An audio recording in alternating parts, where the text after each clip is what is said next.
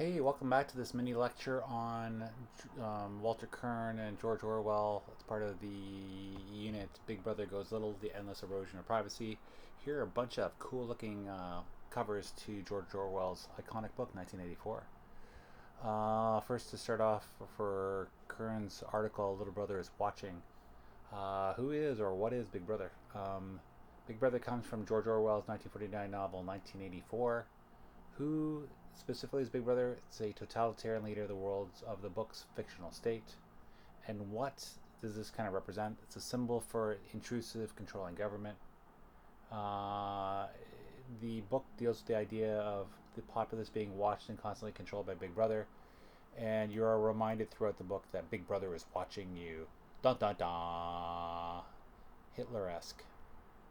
Um, If you have the chance, please check the metadata below the video in YouTube, and you will see a link to a BBC 1954 movie short clip that's available there. It shows Peter Cushing as Winston Smith, and Peter Cushing, for Star Wars fans, was in the original set of Star Wars movies.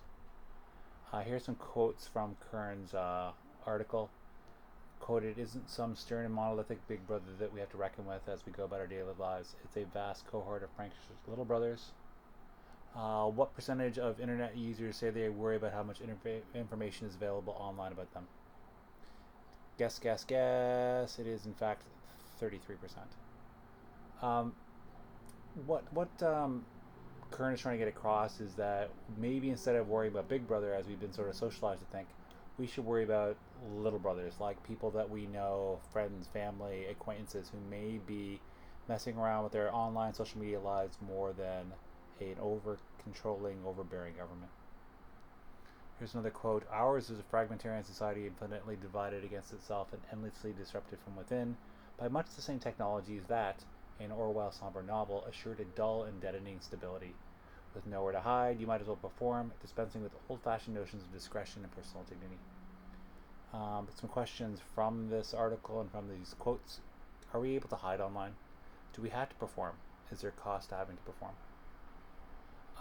It's strange where, again, in Orwell's book, people worried about this Big Brother and these telescreens who was looking at you, but you had to be in front of the screen to be surveilled. Here we carry around smartphones that surveil us as we go. I wonder if there is a way for us not to perform.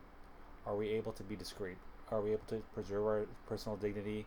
In the social media age, it is really difficult, with everyone having smartphones and social media being almost a mandatory part of life.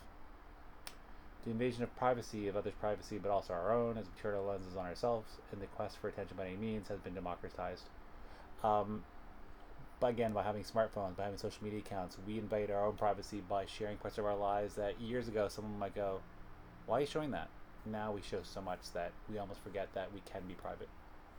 I ask you this question. Are you worried more about privacy invasion by 1, the government, 2, corporations, or 3, your peers? In the past, I would say 1. In the present, I would definitely say number 2 and 3, corporations and your peers. I'm much more worried on a daily basis of my privacy being compromised by corporations that collect and trade my data, and my peers who may, just for fun and giggles, mess around with my social media feed. That was a really short introduction to Walter Kern's article on Little Brother and George Orwell's 1984 book. This was Big Brother Goes Little, The Endless Erosion of Privacy. Take care.